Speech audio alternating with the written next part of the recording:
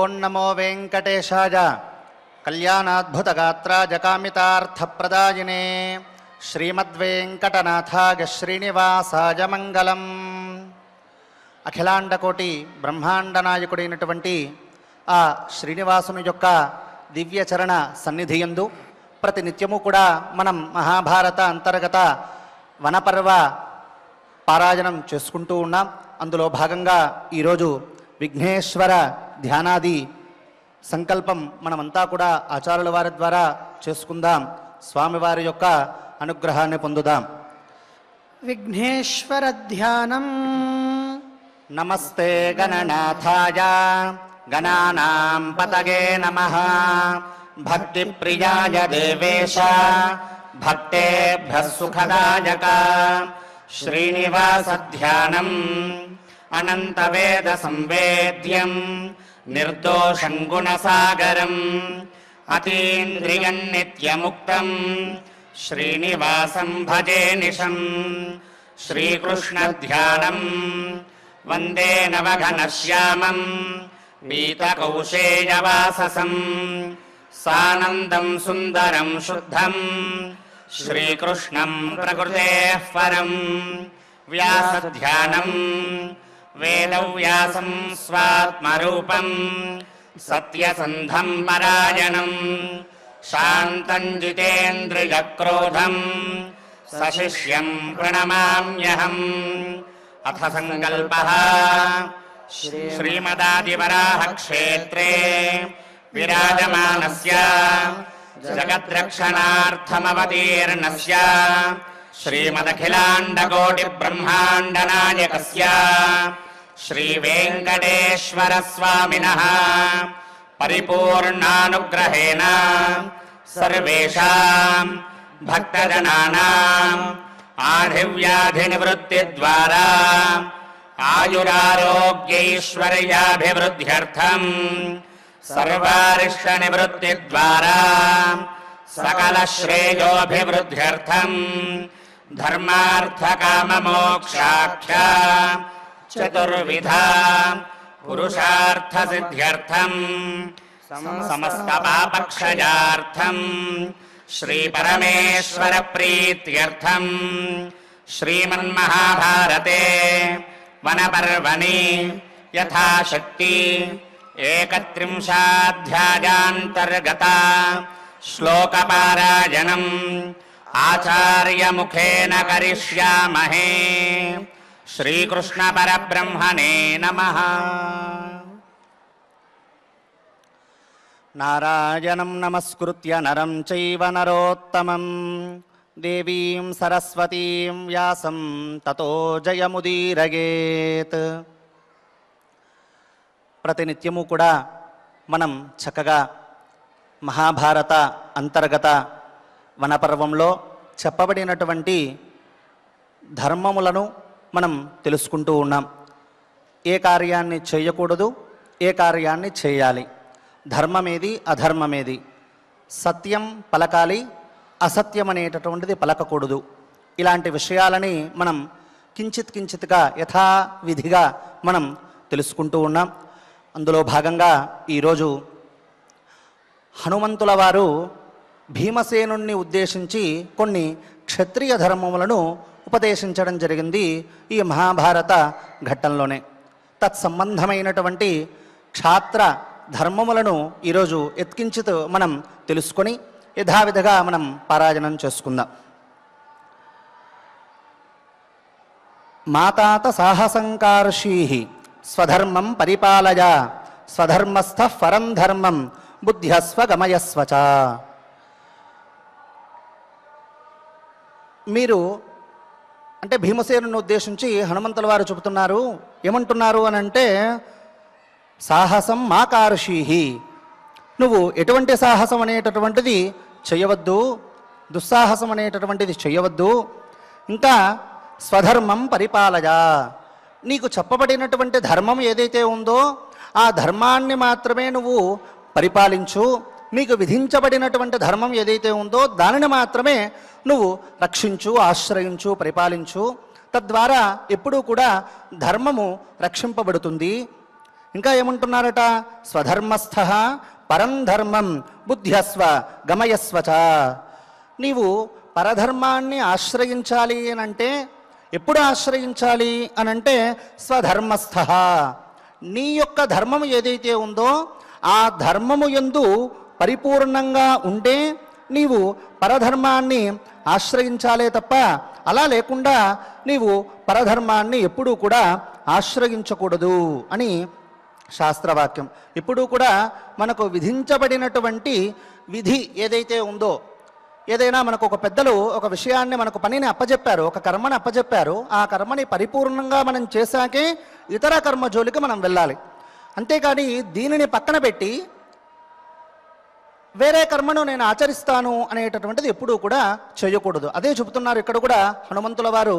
ఏమని అనంటే స్వధర్మస్థ, నువ్వు స్వధర్మంలో ఉన్నటువంటి వాడై పరధర్మం బుద్ధ్యస్వ, దానిని తెలుసుకో, యథావిధిగా గమయస్వ, దానిని నువ్వు ఆచరించు అని చెబుతూ ఉన్నారు. ఎందుకు ఆ విధంగా చెబుతున్నారు అనంటే ఒక వాక్యం భగవద్గీతలో కూడా మనం అనేక మార్లు వింటూ ఉన్నాం. తత్సంబంధంగా ఈరోజు కూడా ఇంకొకసారి దానిని మనం ఒకసారి తెలుసుకొని యథావిధిగా ముందుకు వెళ్దాం. యశాస్త్ర విధిముత్సృజ్య వర్తతే కామకారతః నస సిద్ధిమవాప్నోతి న సుఖం న పరాంగతిం. యశాస్త్ర ఉత్సృజ్య, ఎవరైతే చెప్పబడినటువంటి విధి ఏదైతే ఉందో చెప్పబడినటువంటి వాడికి ఈ విధంగా నువ్వు కర్మను ఆచరించు అని ఏదైతే ఉందో దానిని నువ్వు వదిలిపెట్టి వర్తతే కామకారతః, నువ్వు ఇష్టం వచ్చినట్లుగా నువ్వు ప్రవర్తిస్తూ ఉంటే, నీకు ఏది తోచితే మనసుకు ఆ విధంగా నువ్వు ప్రవర్తిస్తూ ఉంటే, అప్పుడు అలా ఎవరైతే ప్రవర్తిస్తాడో అటువంటి వాడికి నస సిద్ధిర్భవాప్నోతి న సుఖం న పరాంగతిం, వాడికి ఎప్పుడూ కూడా కర్మసిద్ధి అనేటటువంటిది కలగదు. ఇంకా ఏమి తద్వారా కలిగేటటువంటిది దుష్ఫలితం ఏమిటి అని అంటే సుఖం ఎప్పుడూ కూడా ఉండదు. ఇంకా ఏమి అనంటే పరాంగతిం నవాప్నోతి, వాడికి ఉత్తమైనటువంటి గతి ఎప్పుడూ కూడా కలగదు. వాడు ఉత్కృష్ట స్థానాన్ని పొందాలి అనంటే మొట్టమొదటగా తన స్వధర్మ నిరతుడై ఉండాలి. అతనికి విధింపబడినటువంటి ధర్మములు ఏవైతే ఉన్నాయో ఆ ధర్మములను చక్కగా వాడు అధ్యయనం చేసుకోవాలి, అంటే తెలుసుకోవాలి. తద్వారా దానిని కర్మాచరణ పెట్టడానికి ప్రయత్నించాలి. అది మాత్రమే మొట్టమొదటి ధర్మం. దానిలో నువ్వు సఫలమయ్యాక ఆ తదుపరి ఇతర ధర్మమునో ఇతర శాస్త్రమునో మనము తెలుసుకోవటమో లేదు దానిని మనం పెట్టుకోవడమో కర్మాచరణలో మనం పెట్టుకోవడమో ఏదో ఒకటి చేయాలి. అంతేకాని స్వధర్మాన్ని మాత్రము ఎప్పుడూ కూడా వదిలిపెట్టకూడదు.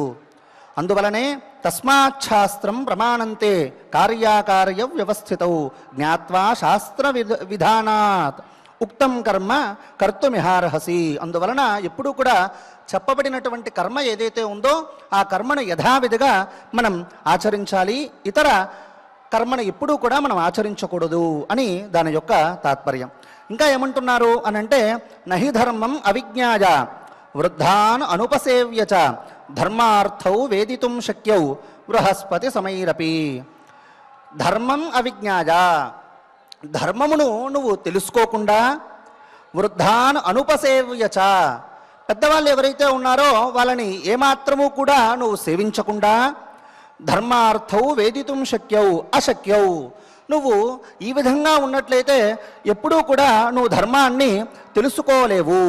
అది బృహస్పతి సమైరపి, మనము ఎంత స్థాయిలో ఉన్నప్పటికీ కూడా ధర్మాన్ని నువ్వు తెలుసుకోకుండా ఇష్టం వచ్చినట్లు పెద్దవాళ్ళు ఎవరైనా ఉంటే వారిని ఇష్టం వచ్చినట్లు మనం ప్రవర్తిస్తే, వాళ్ళ యందు మనం ప్రవర్తిస్తే ఖచ్చితంగా వాడు ధర్మవిహీనుడే అవుతాడే కానీ ధర్మమును నిలబెట్టినటువంటి వాడు అవ్వడు, ధర్మతత్పరుడు అవ్వడు. కాబట్టి ఎప్పుడూ కూడా వృద్ధులను సేవించాలి అనేటటువంటిదే దాని యొక్క తాత్పర్యం.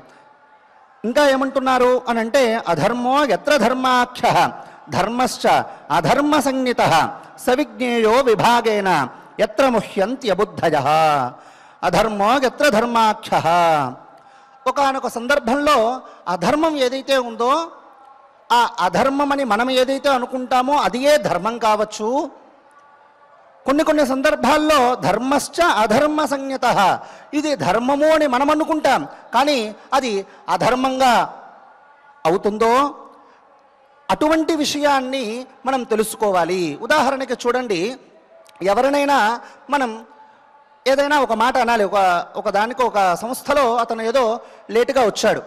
లేటుగా వచ్చిన వెంటనే మనం ఏం చేయాలి? అతనికి తగినటువంటి శిక్ష ఇవ్వాలి కదా. ఇదే మనకు తెలిసినటువంటిది. ఎందుకు అని అంటే అతను ఉద్యోగానికి సరిగ్గా సకాలంలో రావట్లేదు కాబట్టి ఇతనికి శిక్షణ ఇవ్వాలి, దండన ఇవ్వాలి, ఇస్తేనే ఇతను మారుతాడు అని మనం అనుకుంటున్నాం.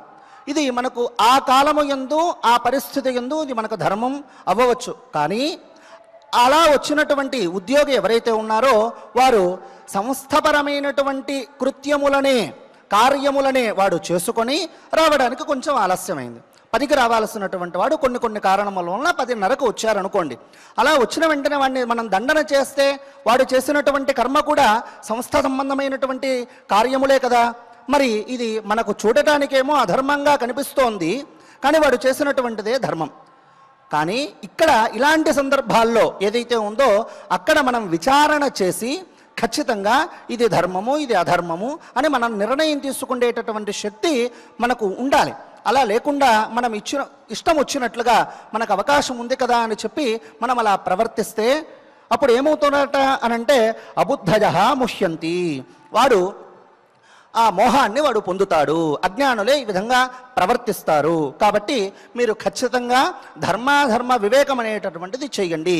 ఏ సందర్భంలో ఇది ధర్మము, ఏ సందర్భంలో ఇది అధర్మము అనేటటువంటి రుచి మనకు కలగాలి. అలా మనం కలిగి వాడిని మనము దండన చెయ్యాలే కానీ ఇష్టం వచ్చినట్లుగా మనం దండన చేయకూడదు అని దాని యొక్క తాత్పర్యం.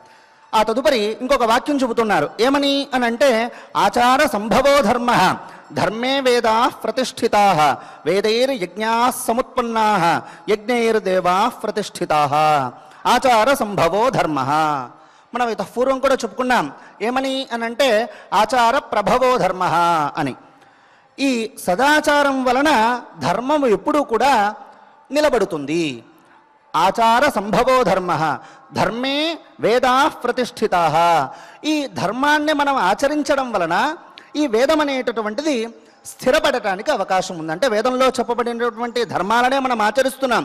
కానీ ఈ వేదం అనేటటువంటిది ఎప్పుడు స్థిరత్వం కలుగుతుంది దీనికి అని అంటే మనమంతా కూడా సదాచార సంపన్నులు ఎవరెవరైతే ఉన్నారో ఆ సదారతులు అంటే ధర్మరతులు ఎవరైతే ఉన్నారో వారు నిత్యము కూడా ధర్మాన్ని ఆచరించడము ద్వారానే వేదంలో ప్రతిపాదించబడినటువంటి యజ్ఞయాగాది క్రతువులను చెయ్యడానికి అవకాశం ఉంటుంది. అలా లేకుండా వీరు ఇష్టం వచ్చినట్లుగా ప్రవర్తిస్తే ఆ యజ్ఞయాగాది క్రతువులు అనేటటువంటిది మనం ఆచరిస్తామా?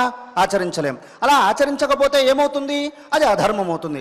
అధర్మమైతే వేదంలో చెప్పబడినటువంటి విహిత కర్మానుష్ఠానం మనం చేస్తున్నామా?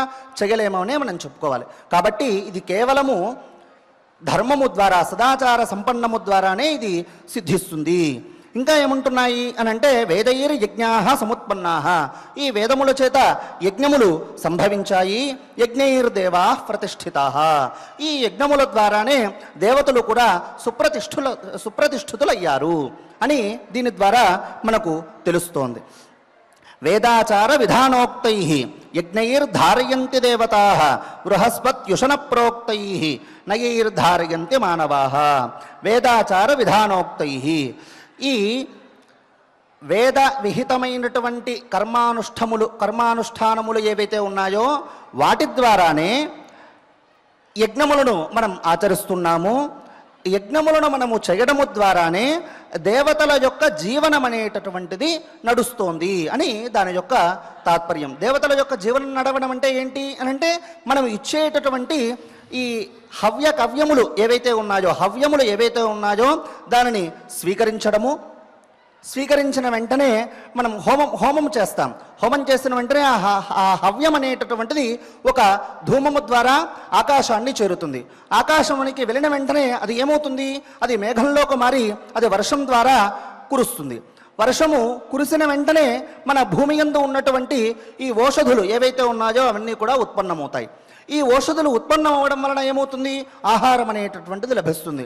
ఈ ఆహారం లభించడం ద్వారా ఏమవుతుంది? అది మానవులమైనటువంటి మనం భుజిస్తాం. అది భుజించడం ద్వారా ఏమవుతుంది? మన విధానం, మన వృద్ధి ఏదైతే ఉందో, జీవన వర్ధనం ఏదైతే ఉందో అది గడుస్తుంది. పూర్వం మనం చెప్పుకున్నాం, జాతాన్యన్నేన వర్ధంతే అని. పుట్టినటువంటి మనమంతా కూడా అన్నము ద్వారానే వర్ధిల్లుతున్నాము అని మనం పూర్వం ప్రవచనంలో మనం చెప్పుకున్నాం. తద్వారా ఇప్పుడు ఏమవుతోంది అనంటే ఈ యజ్ఞయాగాది క్రతువులను మనం ఆచరించడము ద్వారా ఖచ్చితమైనటువంటి ధర్మాన్ని మనం నిలబెట్టడానికి ఒక సమిత్తవుతున్నాము అని దాని యొక్క తాత్పర్యం. కాబట్టి ఖచ్చితంగా యజ్ఞయాగాది క్రతువులను మనం ఆచరించాలి. ఇంకా పన్యా కరవాణిజ్యాభి కృష్యా గోజా విపోషణై వార్తయా ధార్యతే సర్వం ధర్మైరేతైర్ద్విజాతిభి. సరే, కేవలము యజ్ఞయాగాది క్రతువులను మాత్రమే ఆచరిస్తే ఈ ప్రపంచమంతా కూడా సుఖంగా ఉంటుందా? మరి మనకు తినడానికి తిండి అథవా వస్తువులు ఏవైనా సరే క్రయ విక్రయాలు ఏవైతే ఉన్నాయో వాటిని మనం చేయాల్సినటువంటి అవసరం లేదా? నిత్యము కూడా భగవద్ధ్యానం చేస్తే సరిపోతుందా అనంటే కాదు, వీటిని కూడా మనం ఆచరించాలి. ఏ విధంగా ఆచరించాలి, ఏమేమి మనం చేయాలి అనంటే చెబుతున్నారు. పన్యాకర వాణిజ్యాభి కృష్యాగోజా విపోషణై.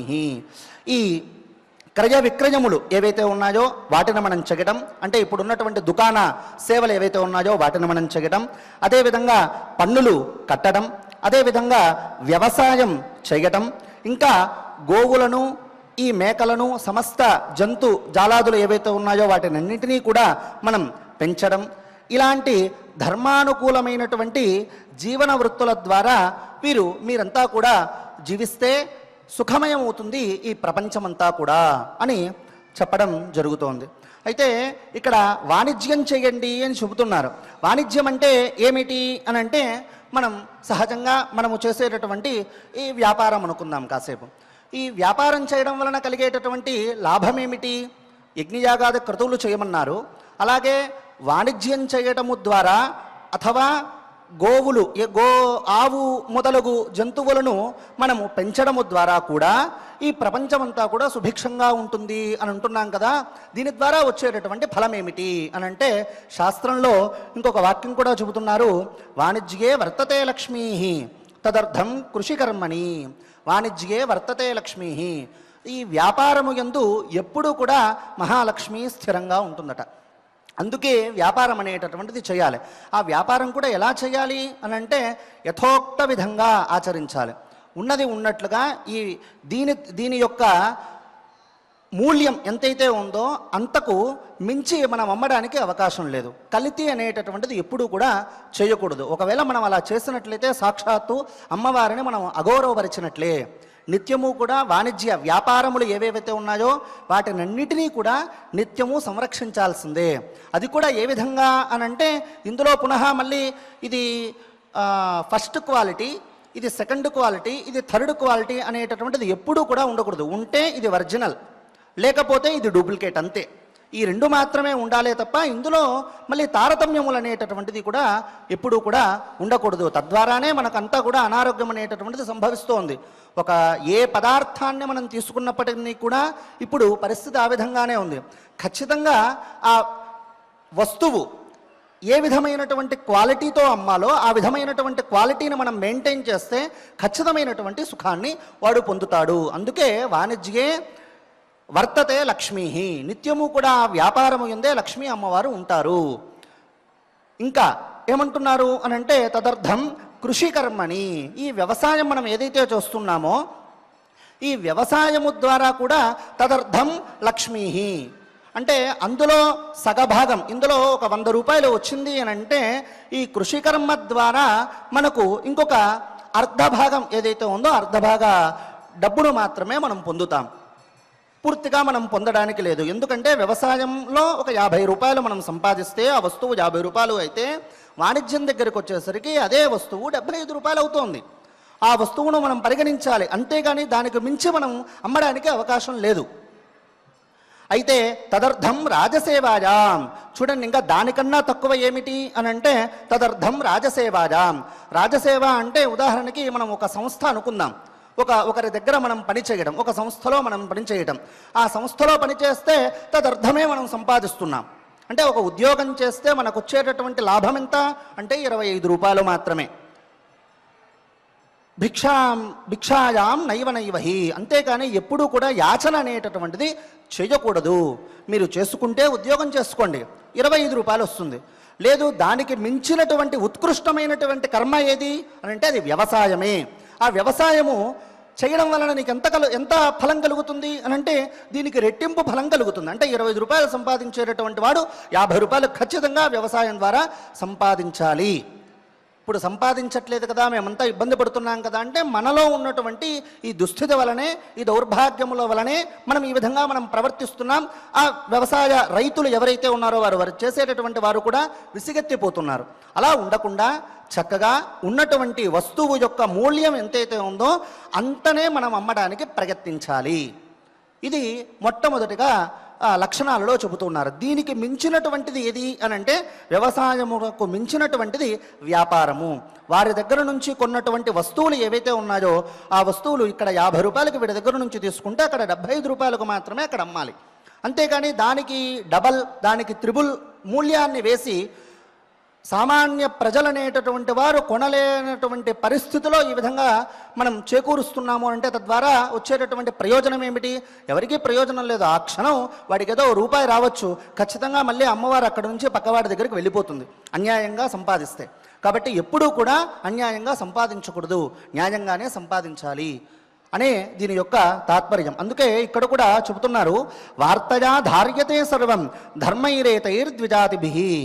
వీరు ఈ ద్విజాతులు ఎవరైతే ఉన్నారో, బ్రాహ్మణ క్షత్రియ వైశ్యులు ఎవరైతే ఉన్నారో వీరు ముగ్గురు కూడా ఖచ్చితంగా దీనిని ధార్యతే, దీనిని సుప్రసిద్ధంగా సత్యంగా ఉన్నది ఉన్నట్లుగా యథోక్తంగా ప్రపంచమంతా కూడా నడిపించేట్లుగా ప్రవర్తింప చేయాలి.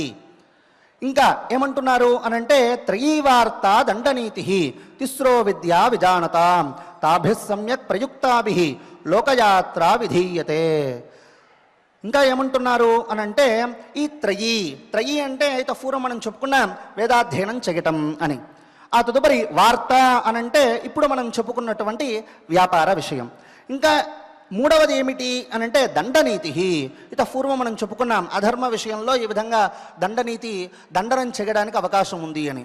ఈ మూడు కూడా క్రమముగా తాభిః సమ్యక్ ప్రయుక్తాభిః అంటే ఆయా సందర్భాల్లో బ్రాహ్మణుల చేత వేదాధ్యయనము, అదేవిధంగా క్షత్రియుల చేత దండనీతి అంటే అధికారులు ఎవరైతే ఉన్నారో, ప్రస్తుత కాలంలో క్షత్రియులు అనేటటువంటి వారు లేరు కాబట్టి ఒక సంస్థ తీసుకుందాం, సంస్థలో ఉన్నటువంటి అధికారులు ఎవరైతే ఉన్నారో వారు ఆ కిందివారు చేసేటటువంటి తప్పులకు ఖచ్చితంగా దండన అనేటటువంటిది చెయ్యాలి.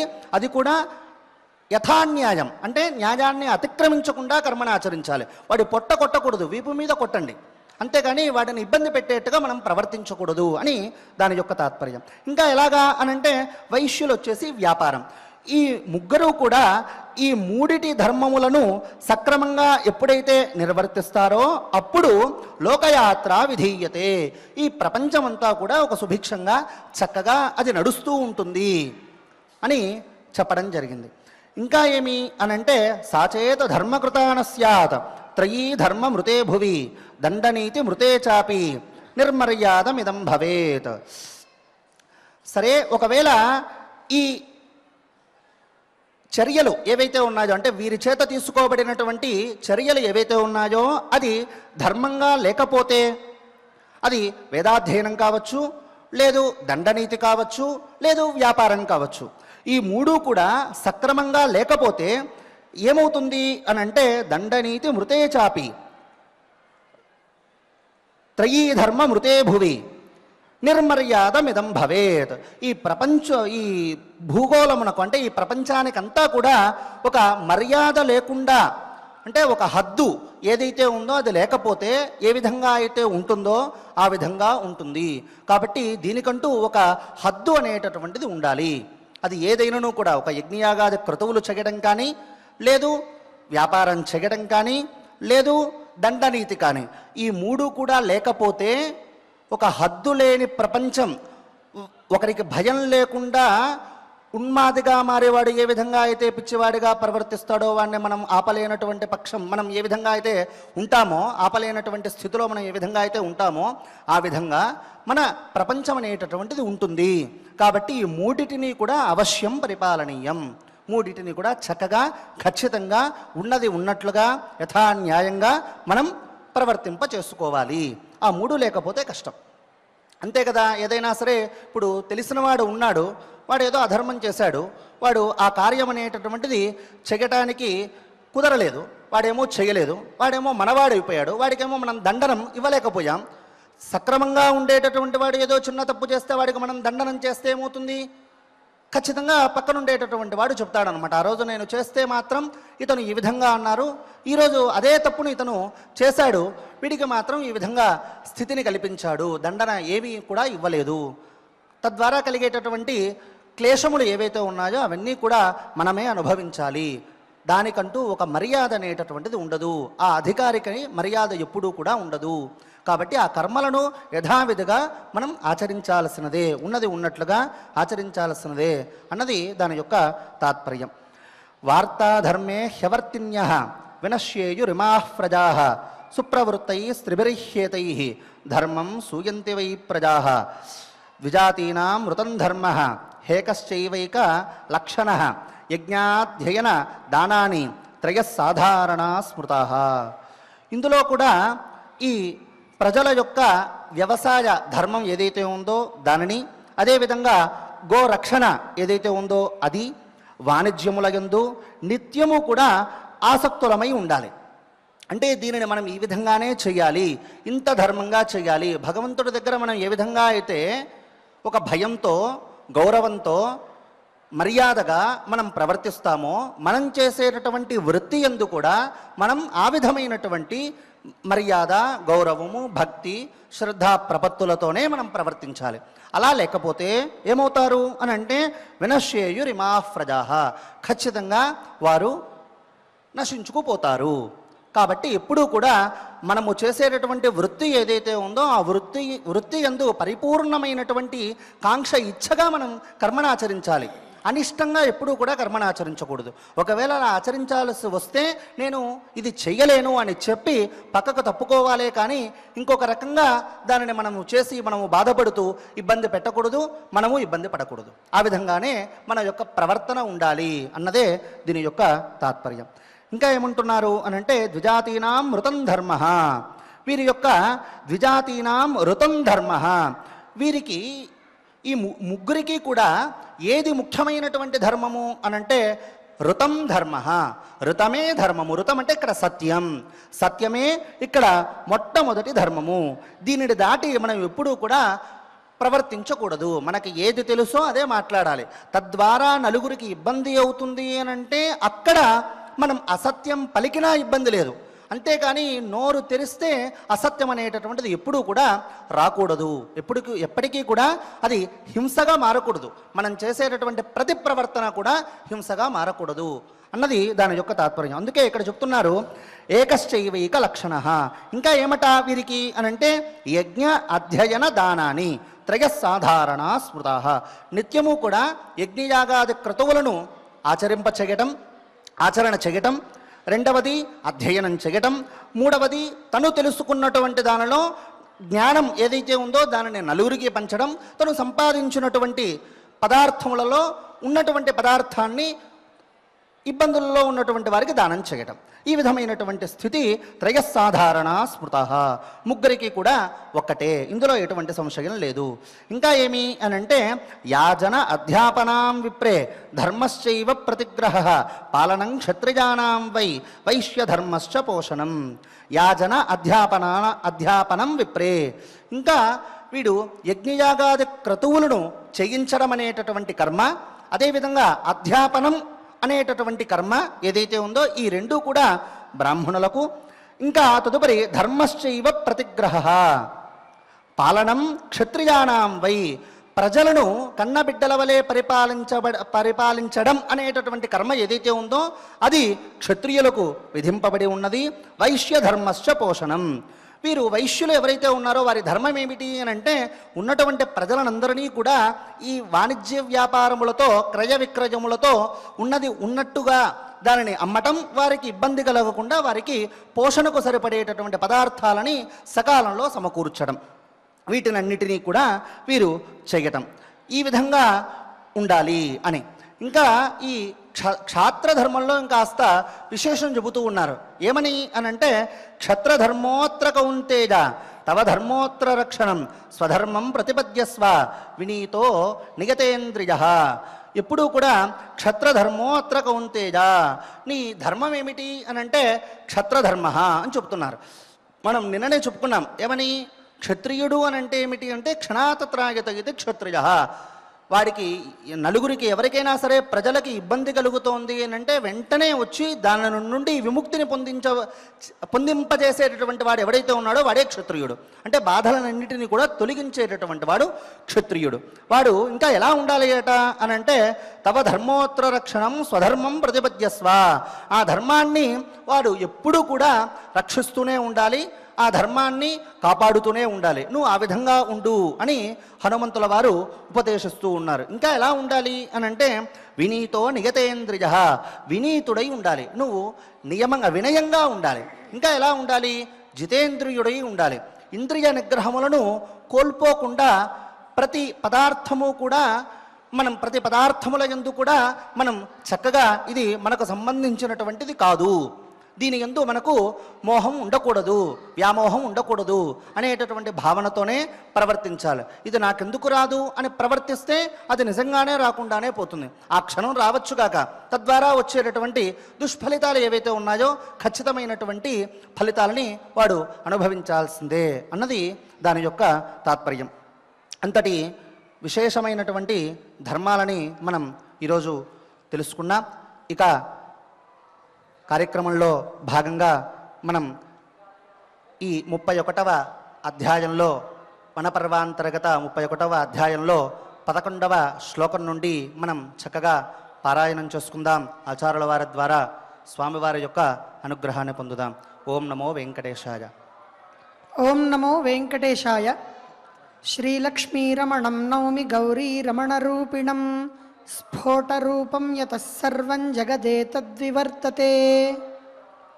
మనం గమనిస్తే మహాభారతంలో వనపర్వలో ఉండే కథావస్తు చాలా తక్కువ, కానీ దారములన్నీ కలిసి ఒక పెద్ద వస్త్రముగా తయారైనట్లుగా ధర్మ సూక్ష్మములతో ఈ వనపర్వ అంతా నిండిపోయి ఉన్నది. అటువంటి ఈ వనపర్వలో ఉన్నటువంటి కొన్ని ధర్మములను ఇప్పుడే ఆచార్యుల వారు మనకి ఉపన్యాసంలో భాగంగా తెలియజేస్తున్నారు. ఈ ధర్మస్వరూపాన్నంతటినీ కూడా ధర్మరాజు ద్రౌపదీదేవికి వివరిస్తున్నటువంటి ప్రకృతంలో మనం ఉన్నామన్నమాట. అందులో భాగంగా ఈ 31వ అధ్యాయంలో గల 11వ శ్లోకం నుండి యథాశక్తిగా కొన్ని శ్లోకాలని ఇప్పుడు మనం పారాయణం చేసుకుందాం. ప్రత్యక్షం హి త్వయా దృష్టః ఋషిర్గచ్చన్మహాతపః మార్కండేయో ప్రమేయాత్మా ధర్మేణ చిరజీవితా వ్యాసో వసిష్ఠో మైత్రేయః నారదో లోమశశుకః అన్యే చ ఋషయః సర్వే ధర్మేణైవ సుచేతసః ప్రత్యక్షం పశ్యసి హ్యేతాన్ దివ్యయోగ సమన్వితాన్ శాపానుగ్రహణే శక్తాన్ దేవేభ్యోపి గరీయసః ఏతే హి ధర్మమేవాదౌ వర్ణయంతి సదా నఘే కర్తవ్యమమర ప్రఖ్యాః ప్రత్యక్షాగమ బుద్ధయః. చక్కగా పారాయణం చేసుకున్నాం. ఇక అన్నమాచార్య ప్రాజెక్టు కళాకారులు లోకనాథ్ రెడ్డి గారు వారి బృందం గోవిందనామ సంకీర్తన చేయుటకు సిద్ధంగా ఉన్నది. వారితో సహా మనం చక్కగా గోవిందనామ సంకీర్తన చేద్దాం, స్వామివారి యొక్క అనుగ్రహాన్ని పొందుదాం. ఓం నమో వెంకటేశాయ. స్వామి బోధానంద గోసేవ ఆశ్రమం సైథాపూర్. జ్యోతిష్యం, వాస్తుశాస్త్రం మన పూర్వీకులు మనకిచ్చిన వరం.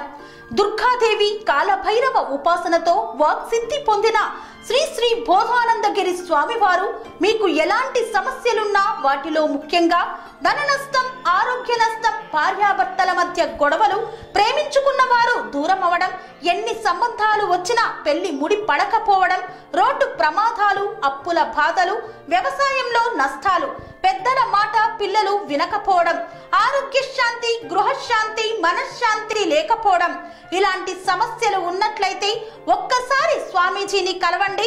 మీ సమస్యలకు తగిన పరిష్కారాన్ని పొందండి. అంతేకాక అన్ని రకాల వ్యాధులకు గోపంచకవ్య మరియు మూలికా వైద్యం చేయబడును.